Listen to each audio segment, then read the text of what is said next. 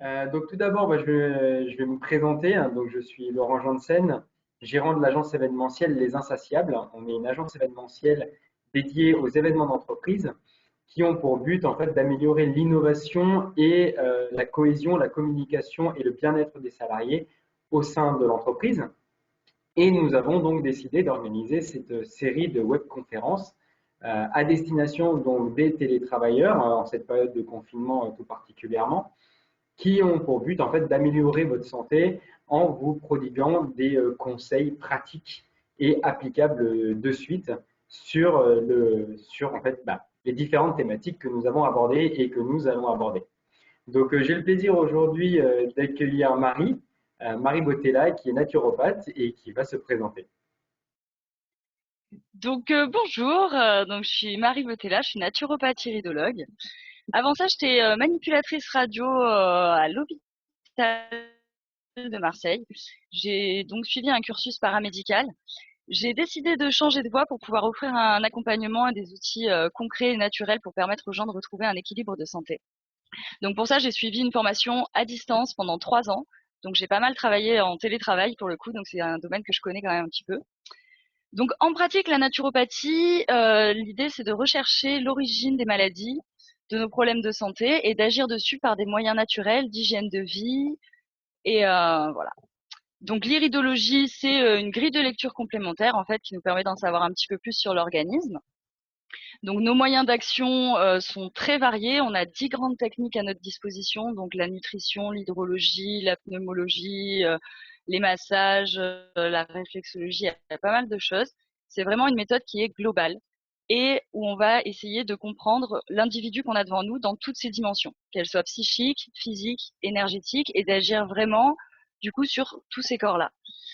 L'objectif, c'est de retrouver un équilibre de santé par une hygiène de vie qui sera donc renouvelée, individualisée et par une prise de conscience surtout de nos mécanismes de santé, ce qui permet d'avoir une gestion autonome de cet équilibre en fait.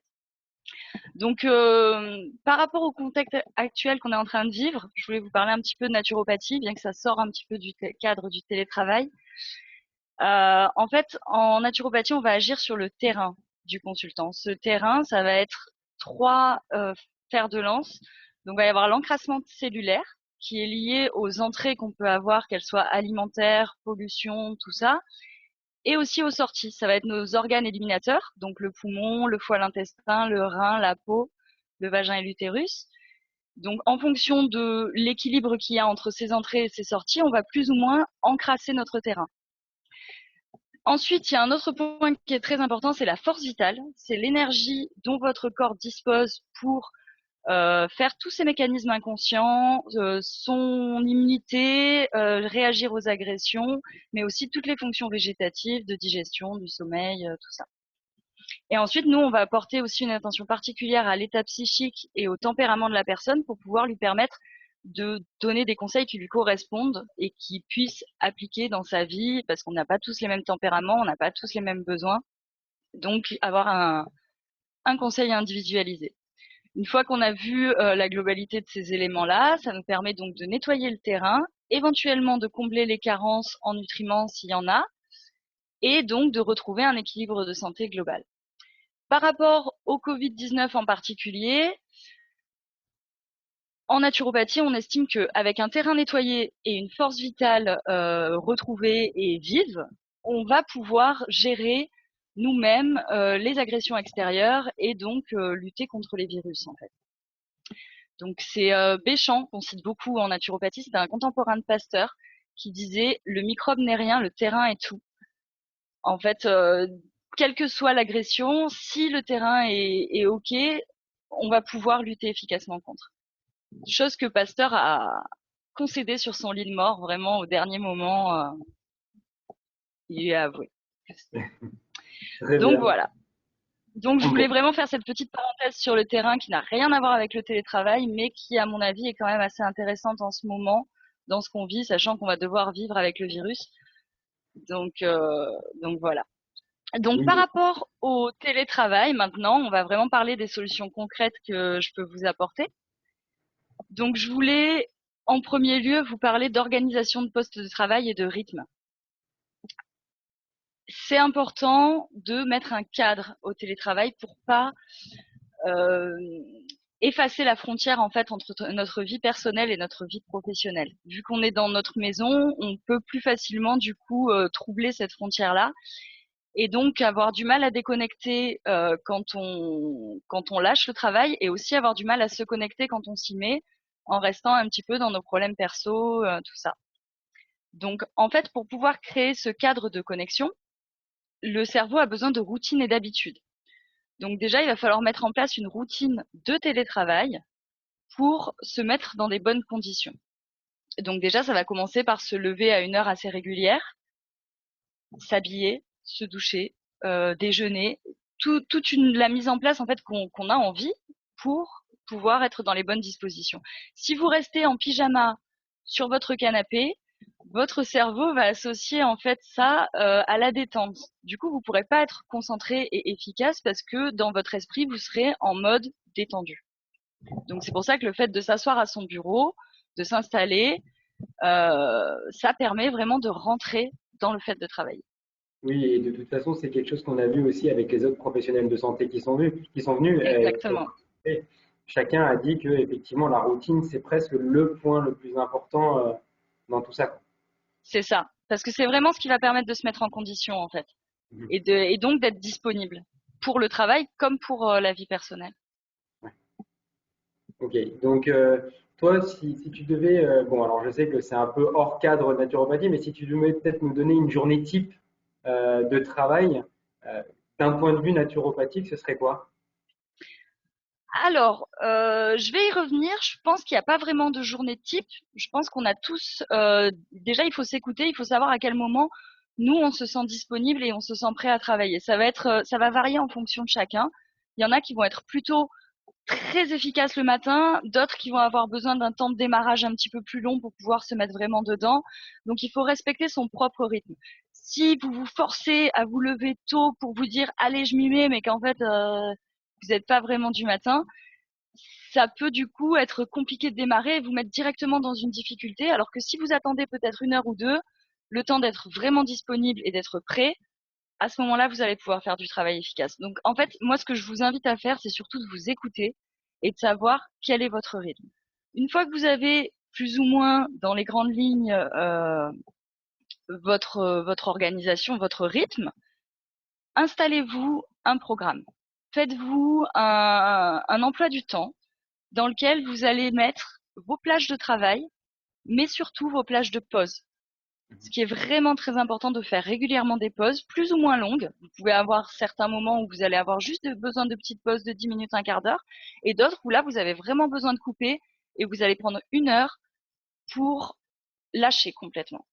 Et ces pauses, incluez-les dans votre emploi du temps de travail parce que ça vous permettra, quand vous êtes en train de travailler, de vous dire, à telle heure, j'ai la pause, donc, je vais pouvoir lâcher à ce moment-là. Et comme ça, vous serez plus disponible à ce que vous faites à ce moment-là parce que vous savez que plus tard, vous allez pouvoir lâcher.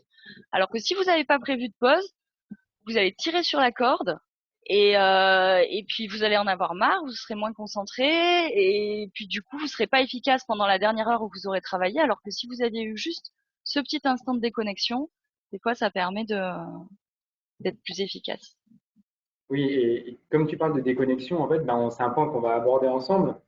C'est les limites en fait entre le personnel et le professionnel.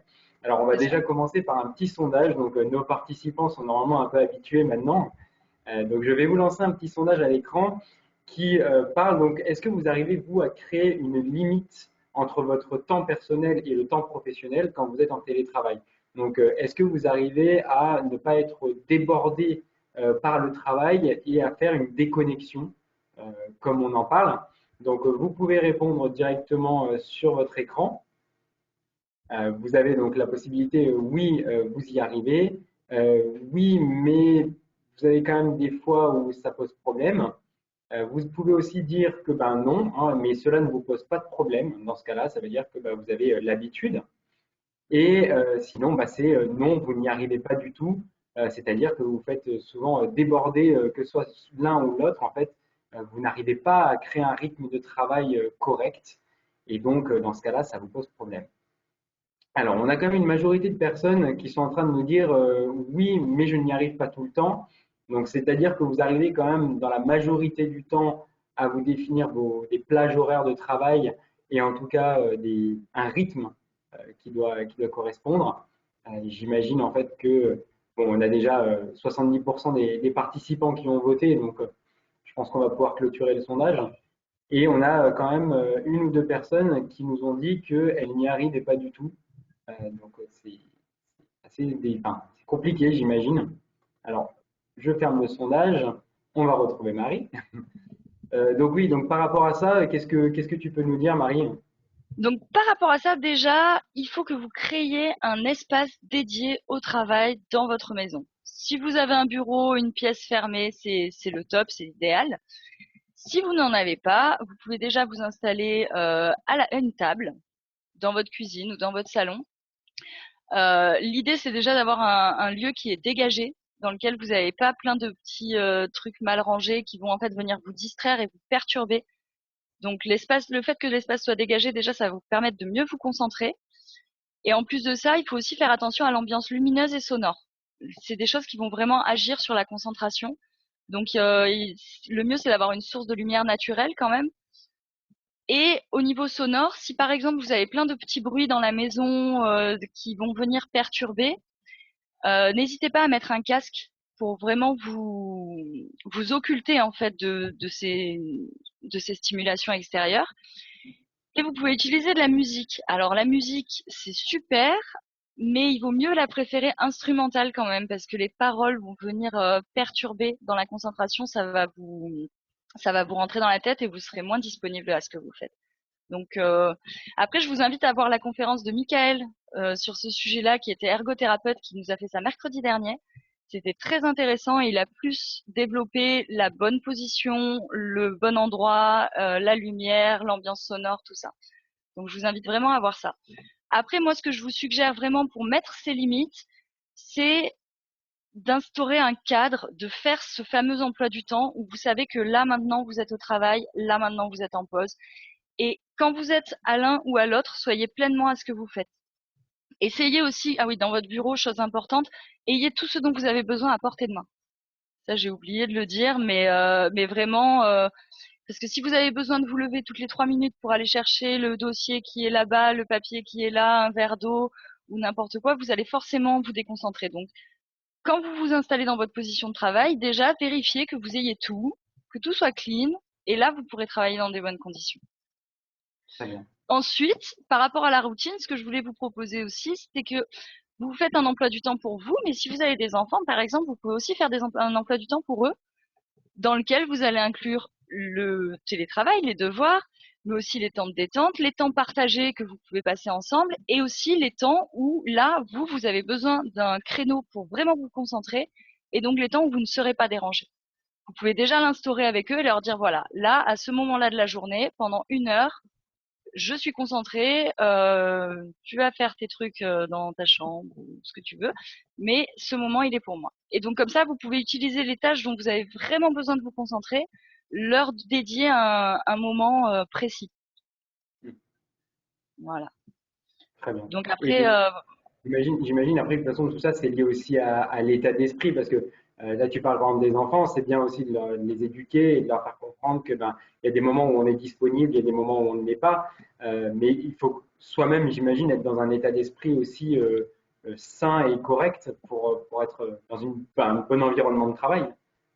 ouais, il faut savoir aussi s'autoriser ces moments-là et dire j'ai besoin de ce temps-là. Et arrêter de mettre toujours ses besoins de côté en disant oui, mais j'ai les machins. Là. Non, là j'ai besoin de ce temps. Après, j'aurai du temps disponible pour qu'on partage, pour qu'on échange et il n'y a pas de souci, on va jouer, tout ça. Mais là maintenant, c'est mon temps à moi, j'ai besoin de me concentrer. Il faut savoir le prendre ce temps et l'imposer en fait quelque part aux autres parce qu'on en a besoin et que quelque part ça leur fait du bien aussi d'avoir du temps seul et de d'apprendre à s'ennuyer et à l'occuper différemment. Donc, alors, on avait parlé déjà en préambule de tout ça, nous deux, de la respiration ventrale et donc le fait de peut-être reprendre un peu conscience de soi-même et de se mettre dans un bon état d'esprit. Est-ce que tu peux nous en parler un peu plus? Oui, avant ça, je voulais juste revenir un petit peu sur quelque chose que j'ai oublié, c'est par rapport aux pauses. Ouais. Chose qui peut être intéressante dans le rythme quand on a du mal à se concentrer et à faire la frontière entre notre vie perso et notre vie pro. Listez toutes les distractions possibles que vous avez dans une journée, qu'elles soient plaisir, choses que vous avez envie de faire ou des obligations, des tâches ménagères, des courses, des choses que vous devez faire. Faites-vous une liste et comme ça, quand vous arrivez à votre pause, vous savez que vous avez ça à faire, vous avez envie de faire ça et quand vous vous mettez dans une activité de pause, soyez-y pleinement. Mhm. Ne continuez pas à penser aux trucs, au boulot, aux mails, à tout ça. Mettez-vous vraiment pleinement dans cette pause pour pouvoir lâcher et y revenir après. Le fait de lâcher, ça va vraiment vous permettre de déconnecter et de souffler, de s'aérer l'esprit. Bougez aussi pendant ces pauses. Parce que mine de rien, on est très statique. La statique, ça fait des problèmes musculo-squelettiques après. Donc, n'hésitez pas à marcher, à bouger. Si vous pouvez vous aérer un petit peu, prendre l'air, le soleil, voilà. Lâchez-vous vraiment sur vos pauses et lâchez vraiment ce que vous êtes en train de faire au moment où vous faites une pause. Ça, c'est vraiment important. Donc maintenant, on va pouvoir revenir à la respiration. Et donc moi, je voulais vous parler d'améliorer sa productivité par la respiration et la qualité de l'air qui nous entoure. En fait, le fait de prendre conscience de sa respiration, ça nous permet de mieux connaître nos états mentaux, émotionnels et d'agir sur nos stress et sur nos angoisses. Mhm.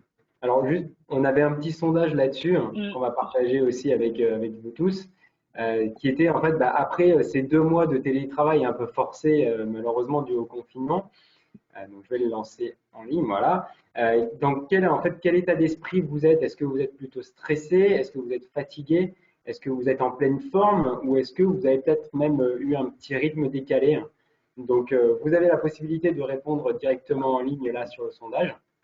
Donc, on va attendre que les participants puissent répondre au sondage et qu'on sache un peu comment nos participants en fait se sentent par rapport à cette ambiance qui est, bon, dans ce cas-là, malheureusement, un peu forcée.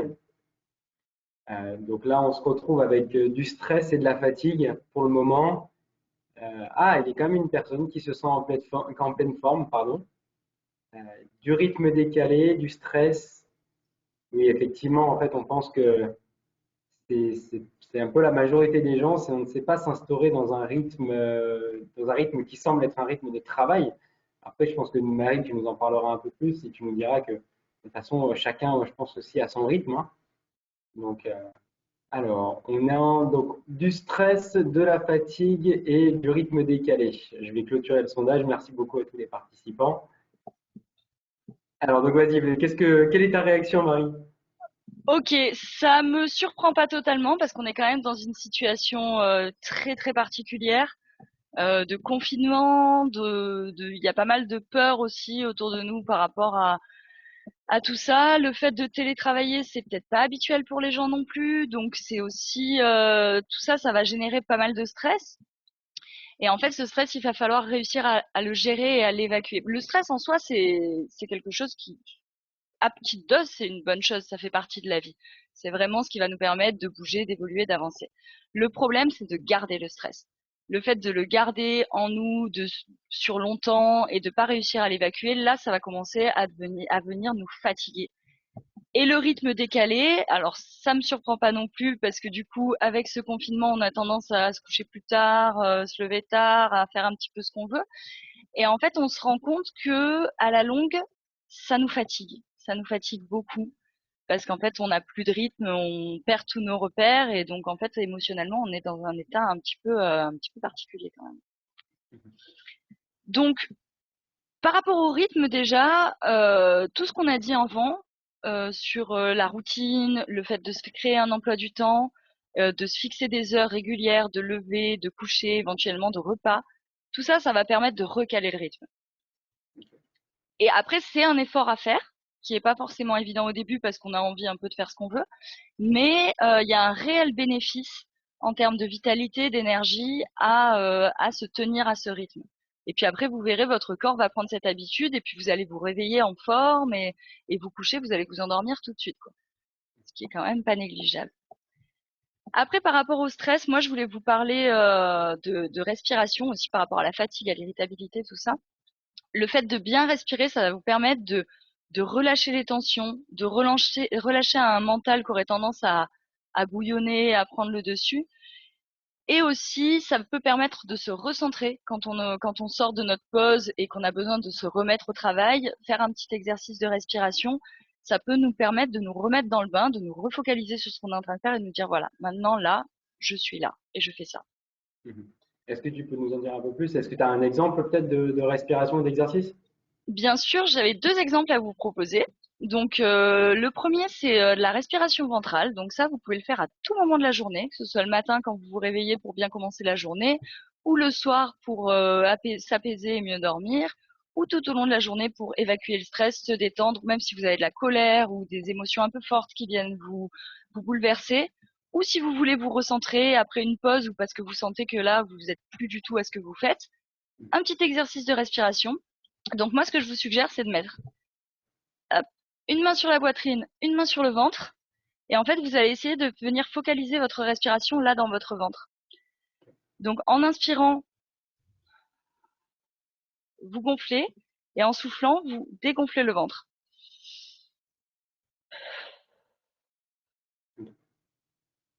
Et en fait, le fait d'avoir la main là, ça va vous permettre d'identifier si jamais vous respirez en thoracique, essayez de redescendre le souffle vraiment au niveau ventral.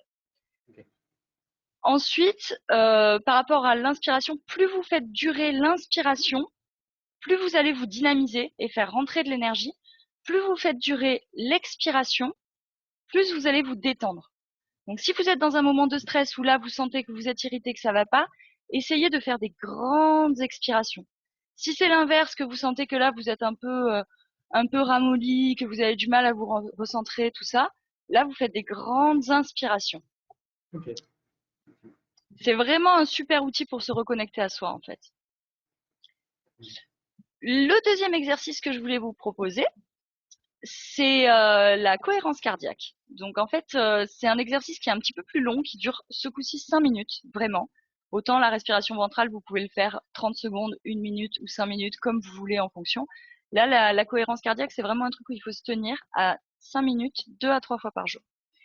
Donc en fait, ça consiste à faire 6 respirations par minute pendant 5 minutes. Donc vous allez inspirer pendant 5 secondes, expirer pendant 5 secondes. Ce pendant 5 minutes. Si vous n'arrivez pas à tenir les 5 secondes, parce que des fois on n'a pas tout de suite le souffle nécessaire, vous pouvez commencer par 3 secondes et puis monter à 4. Le tout, c'est d'avoir une égalité des temps respiratoires. C'est ça qui va être important dans cette technique, c'est d'avoir vraiment 3 secondes, 3 secondes, 4 secondes, 4 secondes. Dans le mail qui va suivre cette conférence, je vous enverrai un petit lien vers une vidéo qui en fait, il y a une petite boule qui monte quand vous inspirez et qui descend quand vous expirez, ce qui vous permet de ne pas avoir à calculer les secondes, le temps et juste de vous focaliser vraiment sur cette petite boule. Il y a aussi des applications qui existent sur les téléphones qui sont gratuites. J'ai pas d'exemple à vous donner comme ça, mais je sais que ça marche très très bien. Donc c'est une technique qui est très intéressante et celle-ci pour le coup, elle peut permettre d'encadrer la journée de travail. Donc vous allez le matin, une fois que vous êtes prêt, que vous vous êtes habillé, que vous avez envie de vous mettre à votre poste de travail, vous vous faites 5 minutes de cohérence cardiaque. Ça va vous permettre de vous centrer, d'être disponible et de bien démarrer la journée. Ensuite, entre midi et 2, avant la pause, vous pouvez refaire une séance de 5 minutes. Ça va vous permettre d'évacuer les stress que vous auriez pu générer pendant la matinée de travail ou les agitations, tout ça et de vous préparer à une bonne digestion et d'être dans de bonnes conditions pour ça. Et ensuite, le soir, en fait, en fin d'après-midi, quand vous arrêtez de travailler, vous refaites une séance. Et là, à ce moment-là, ça va vraiment marquer un temps de distinction entre votre journée de travail et votre temps de repos. Une fois que vous avez fait ça, vous lâchez complètement le travail, vous arrêtez. De toute façon, vous n'allez pas avancer plus que ça pendant que vous êtes en train de cuisiner des pâtes. Donc, on lâche. Donc ça permet vraiment d'encadrer en fait et de quand vous avez du mal justement à faire cette limite entre la sphère professionnelle et la sphère personnelle dans le cadre du télétravail, cet exercice, ça peut vous permettre de créer justement ce cadre. Ah, alors, on a juste une personne donc, qui vient de nous dire qu'il y a une application qui peut servir à ça, comme tu disais, pour la cohérence cardiaque, qui s'appelle Respire Relax. Donc, Parfait. merci Maïva pour l'info. Super. Ok, donc très bien. Donc ouais, donc vraiment instaurer en fait cette routine de cohérence cardiaque, donc de petits exercices pour en même temps les phases de travail et les phases de repos entre guillemets et C'est ça, de. de, de déconnexion, quoi. Ok. Et oui, parce qu'après de toute façon, en fait, enfin, faut peut-être pas non plus que ça devienne juste lié au travail. Il faut qu'après on puisse quand même en faire aussi un peu le week-end, etc. Bien Mais sûr. plus un moment de détente, j'imagine. Bien sûr. Après, ça peut vous permettre d'instaurer ce cadre, mais ce sera toujours une technique qui sera intéressante quand vous avez un stress pour vous détendre, Ok. simplement. Après, ça va vraiment vous apporter un plus d'oxygénation, de vitalité, de tout ça. Donc après, si vous vous sentez bien dans cette méthode-là, vous pouvez très bien l'utiliser au quotidien. Ok, alors on va passer au troisième sondage qui était en fait D'accord. ici. Ok. Non, parce que même D'accord, si on avait d'accord. une femme à peu près définie, en fait on pourra revenir un poil sur la partie environnement après, mais je te propose quand même qu'on va passer au sondage. Oui, oui, oui. Donc, un sondage sur la consommation de café, parce qu'on se rend compte en fait que les boissons chaudes sont quelque chose de très consommé par les télétravailleurs, et même par les travailleurs de manière générale, qu'on soit au travail ou en télétravail. Alors, vous avez un petit sondage là à l'écran sur est-ce que vous consommez vous du café et si oui, combien de tasses par jour buvez-vous? Alors, certaines personnes n'en consomment pas du tout, mais on a vu malheureusement certains reportages avec des personnes qui buvaient entre 5 et 8 tasses de café par jour. Donc, oui, voilà, on voit que même dans nos participants, en fait, on a beaucoup de consommateurs, puisqu'on a déjà plus de personnes, enfin, plus. On a en tout cas 40% de réponses sur 5 cafés ou plus par jour. Et on a quand même quelques personnes qui en consomment un tout petit peu. Donc, on va clôturer le sondage. Donc, par rapport à ça, Ok. Marie, Alors moi, par rapport à ça, je voulais vraiment vous parler du café parce que c'est souvent la boisson qu'on associe au travail et aussi au télétravail et surtout aux pauses qu'on peut faire à ce moment-là. Attention à l'excès de café. L'excès de café, c'est vraiment quelque chose qui va venir vous fatiguer. Alors sur le coup, ça vous donne une impression d'énergie, mais à haute dose, cette surexcitation va venir épuiser le système nerveux et les glandes surrénales. Donc ça va vraiment venir causer de la fatigue chronique, des difficultés de sommeil, de l'anxiété et pas mal de petites choses aussi organiques désagréables. Donc évitez la surconsommation de café qui va vraiment venir vous fatiguer. Il faut savoir que cette impression d'énergie qu'on a, en fait, c'est le corps qui mobilise sa propre énergie pour essayer d'éliminer le café. Genre, donc c'est vraiment en essayant de l'éliminer qu'on a l'impression d'avoir de l'énergie. Et du coup, une fois qu'on a réussi à l'éliminer, on a cette baisse d'énergie parce que du coup, le corps est plus excité à essayer d'enlever le truc. Et donc, on a envie de prendre un autre café parce qu'on sent qu'on a un petit coup de mou. ok, Donc, oui. on repart en fait sur le truc et on entretient la boucle tout le temps, tout le temps. En plus, la caféine a quand même des effets sur le cerveau pendant 6 heures. Donc, quand vous prenez un café à 17 heures, ça aura forcément une influence sur votre sommeil. Certains vont le supporter mieux que d'autres, mais ça va forcément venir jouer. Donc, moi, ce que je vous conseille, c'est d'essayer de diminuer votre consommation de café. Si vous diminuez d'un coup votre consommation de café, vous risquez d'avoir des maux de tête. C'est tout à fait normal. C'est votre corps qui élimine en fait les toxines que vous avez accumulées par cette consommation de café importante et quotidienne. Donc, buvez de l'eau, gardez le cap, ça va passer, il n'y a rien de grave. Juste, voilà, c'est l'élimination de votre surdose de café. Donc, 1 à 2 tasses, c'est bénéfique. Ça a vraiment plein de bonnes choses, le café. C'est très vertueux. Mais 4 à 6, c'est trop et ça va venir vraiment surcharger et épuiser l'organisme. Donc, le thé, par contre, est beaucoup moins délétère. Surtout le thé vert et le thé blanc. Le thé noir sera un petit peu plus comme le café quand même. Donc, il vaut mieux privilégier les deux précédents. C'est plein d'antioxydants le thé, donc ça va venir gérer tout ce qui va être inflammatoire, cardiovasculaire, même neuronal. Donc ça va augmenter la vigilance, ça va limiter le stress aussi.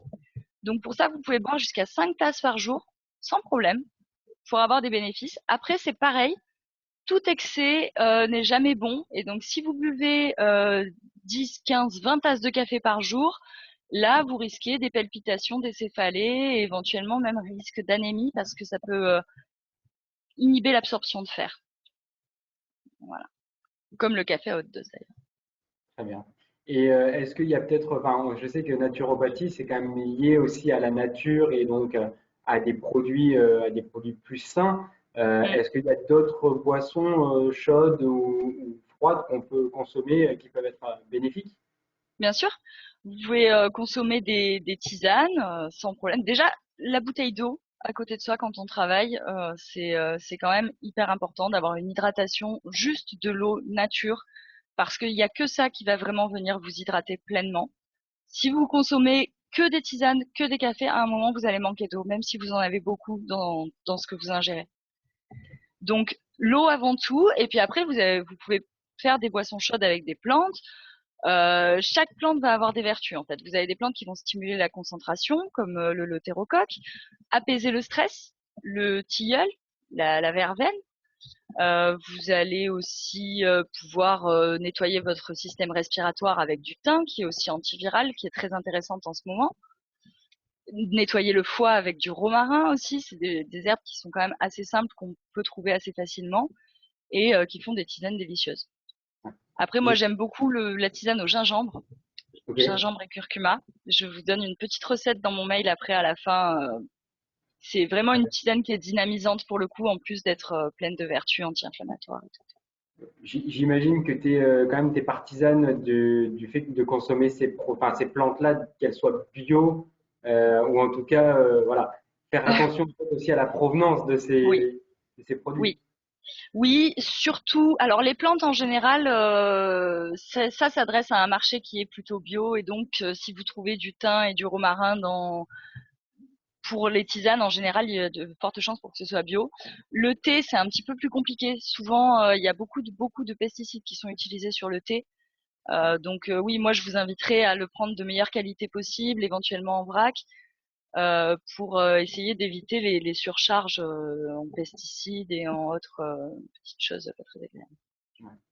Et quand tu nous parlais de tisane, etc., est-ce que, bah, soit, j'imagine, soit on se fait ses propres mélanges en fonction des produits qui nous intéressent, que ce soit Mm. gustatif ou par rapport aux bénéfices, mais est-ce que aussi on peut potentiellement faire une tisane, par exemple, 1 litre de tisane le matin et après réchauffer dans la journée, ça, c'est cohérent, Bien sûr, hein? Ouais, c'est totalement cohérent. Alors quand on réchauffe une tisane, il faut éviter de la porter à ébullition quand même, ok. parce que vous allez casser des nutriments en général quand vous faites une tisane, vous la portez à ébullition. Mm. Ensuite, vous arrêtez le feu et là, vous mettez vos herbes pour éviter de les brûler. Donc, quand vous allez remonter en température une tisane, essayez de pas la mettre, pas atteindre l'ébullition, Ok. de la chauffer sans la, et si possible, éviter le micro-ondes. Le micro-ondes, ouais. Ouais. Mm. C'est la facilité, mais c'est vrai que ouais, par principe, Par ok. principe, en termes de, si vous voulez vraiment faire quelque chose qui vous fasse du bien, le micro-ondes, c'est peut-être pas le top du top. Ok, très Mais bon, bien. Et donc, puisqu'on parlait de café, enfin, j'imagine qu'il y a des personnes aussi qui sont sensibles. On entend souvent des gens dire, moi, si je prends un café après 15 ou 16 heures, j'arrive plus à dormir.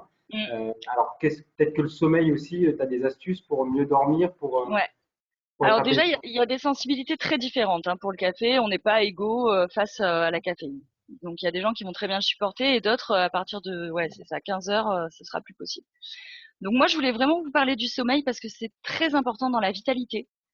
Donc pour être pleinement disponible dans la journée, il faut vraiment avoir un bon sommeil réparateur la nuit. Le sommeil, c'est vraiment la phase qui va permettre la reconstruction, la réparation et la récupération du corps. Donc en moyenne, on a besoin de 7 heures de sommeil. Mais c'est très variable d'un individu à l'autre. Certaines personnes vont avoir besoin de 10 heures, 9 heures, d'autres vont en avoir besoin de 6.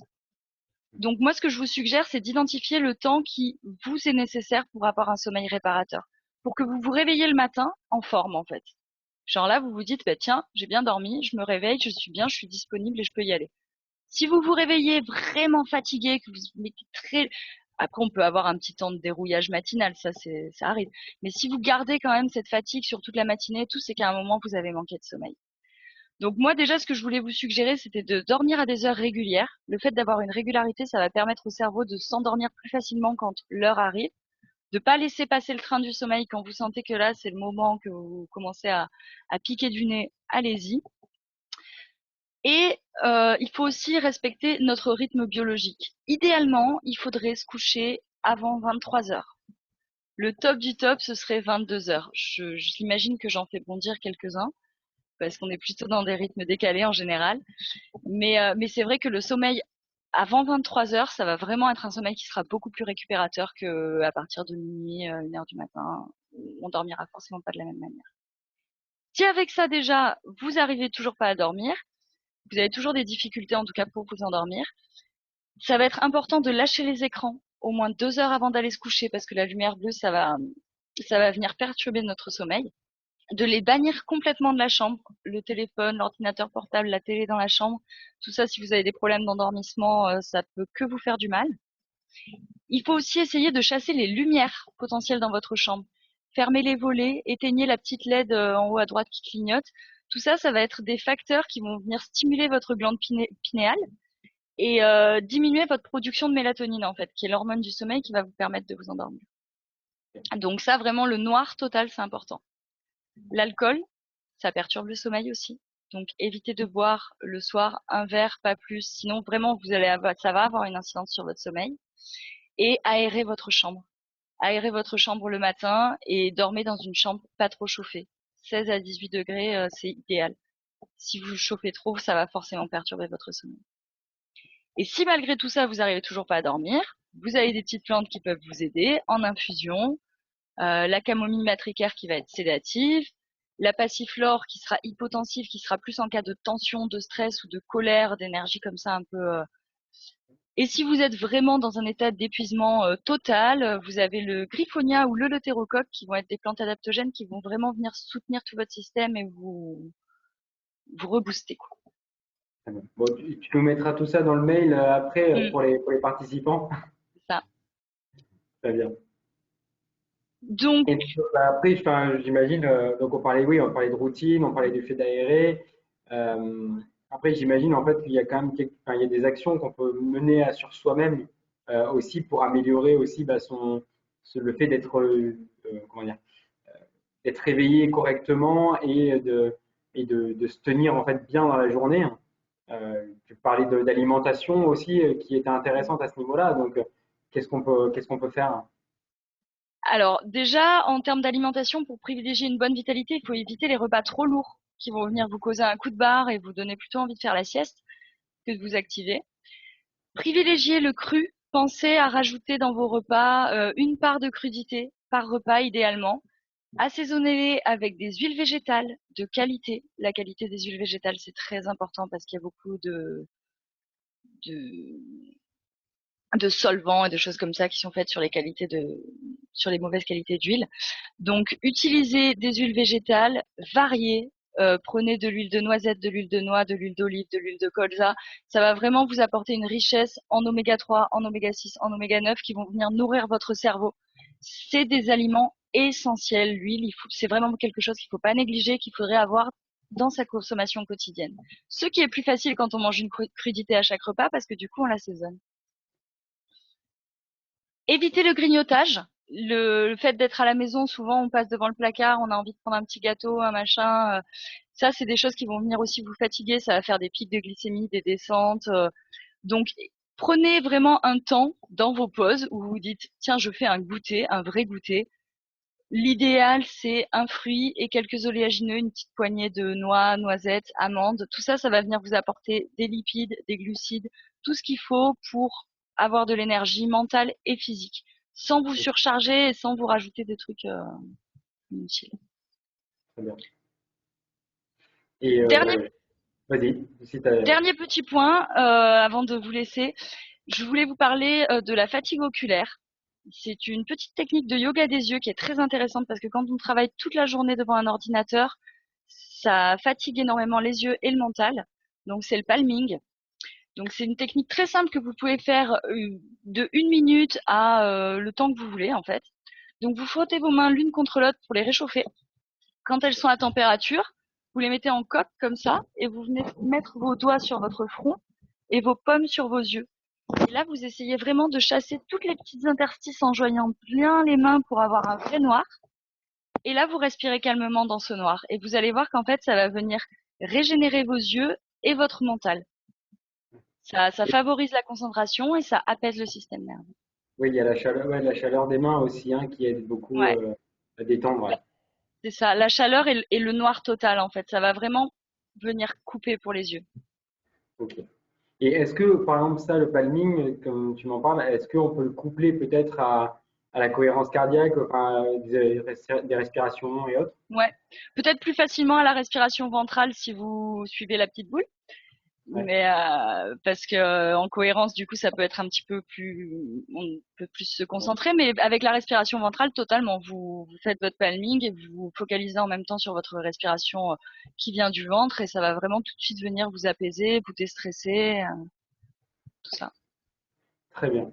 Alors, bah, déjà, merci Marie. Bon, on va peut-être revenir sur un point sur lequel on n'est pas passé. Mais si vous avez des questions, déjà, n'hésitez pas à nous les poser comme ça. En fait, le temps que je pose la dernière question à Marie, vous puissiez poser vous vos questions et qu'on puisse y répondre. Tu me parlais, Marie, du soleil, d'avoir de l'air frais, de s'exposer au soleil. Et ça, apparemment, c'est très important dans la Mm. naturopathie. Ouais. Est-ce que tu peux me dire pourquoi? Oui. Alors déjà, moi, je voulais vous parler de qualité de l'air parce que c'est quelque chose qui est très important dans le télétravail qu'on peut pas, on n'a pas forcément conscience que nos airs intérieurs sont quand même très pollués entre guillemets. En fait, dans l'air, va y avoir des particules qui sont chargées, des ions. Il va y avoir des ions négatifs et des ions positifs. Les ions négatifs, ils vont être très bénéfiques pour le corps. Ils vont permettre de mieux assimiler l'oxygène. Genre, donc, quand à même inspiration, vous serez mieux oxygéné si vous avez beaucoup d'ions négatifs que si vous avez beaucoup d'ions positifs. En plus de ça, ils plaquent les particules volantes au sol, donc ça les éloigne de l'arbre respiratoire et donc ça évite de respirer plein de poussières, de particules et éventuellement de virus aéroportés et autres bactéries qui pourraient se promener dans l'air. Avec beaucoup d'ions négatifs, tout ça est plaqué au sol. Le problème, c'est que dans nos intérieurs, on a énormément de générateurs d'ions positifs et très peu d'ions négatifs. En fait, les ions positifs, ils vont être générés par tout ce qui va être informatique, électroménager, la télé, les matières synthétiques, les fumées, le tabac, les airs climatisés, tout ça, ça va générer beaucoup d'ions positifs. Et les ions négatifs, eux, ils sont générés plutôt par les cascades, le vent dans les feuilles, les gouttes de pluie qui tombent sur le sol ou la douche. Donc c'est assez difficile, entre guillemets, de générer des ions négatifs dans ces intérieurs. Par contre, vous pouvez évacuer ces ions positifs en aérant votre maison. Et donc c'est pour ça que c'est tant important de vraiment purifier cet air-là parce que à force, ça va vraiment venir causer du stress, de l'irritabilité et pas mal de désagréments. En fait, on va pas vraiment savoir d'où ça vient, mais en fait, c'est juste qu'on respire un air qui est trop chargé positivement du coup. Donc, aérer sa maison déjà pour évacuer ses ions positifs et en plus de ça, s'aérer soi-même dehors quand on sent qu'on est irrité, stressé, tout ça, qu'on est tendu. Aller faire un petit tour dehors dans la nature. Déjà, ça va vous oxygéner. Et en plus de ça, vous allez pouvoir prendre les rayons du soleil qui, eux, vont vous apporter beaucoup de vitamine D qui sont essentielles au bon fonctionnement de l'organisme et du cerveau. Et après, vous allez pouvoir vous reconnecter en étant plus apaisé et vous remettre à ce que vous faites sérieusement sans être Oui, c'est ça. dispersé. Donc finalement, la conclusion, c'est d'instaurer un vrai rythme de travail, de faire des vraies pauses sur lesquelles on se déconnecte en fait du travail, de prendre le temps en fait de faire des respirations et de prendre du temps entre guillemets en se reconcentrant sur son corps et d'enchaîner tout ça avec respirer de l'air de bonne qualité. Alors même, j'imagine, Mm. même si on est en ville, de toute façon, ouvrir la fenêtre, ça peut faire entre guillemets, que du bien. Alors malheureusement, on sait qu'il Exactement. est lié aux voitures, mais ok. Donc quand même prendre en fait le temps d'aérer correctement, de respirer et surtout d'arriver à créer en fait une belle routine de travail avec des des démarrages, enfin des, entre guillemets, des routines de démarrage et de fin de travail, euh, comme Ça. tu, comme tu nous expliquais. Ok, très bien. Est-ce que, messieurs, dames, est-ce que vous avez des questions? Alors, pour le moment, on n'a pas de questions, donc ça veut dire que tout a été plutôt très clair. De toute façon, Marie nous donnera plus d'informations dans l'email qui suivra la conférence, donc que vous recevrez si vous vous êtes inscrit. Et ce que je vous propose, bah, de toute façon, il ne semble pas y avoir de questions. Donc, je pense qu'on peut terminer sur un mot de la fin. Qu'est-ce que tu nous dirais, Marie? Ben, je vous dirais, prenez soin de vous, écoutez-vous, faites-vous confiance déjà, parce que en fait, vous savez très bien dans votre cœur ce qui vous convient et ce qui vous convient pas. Donc, voilà, écoutez-vous vraiment. Je pense que c'est ça le bilan Très bien. de cette conférence. Et en tout Donc, cas, merci à tous de m'avoir suivi et j'espère que ça pourra vous apporter des pistes de mieux-être.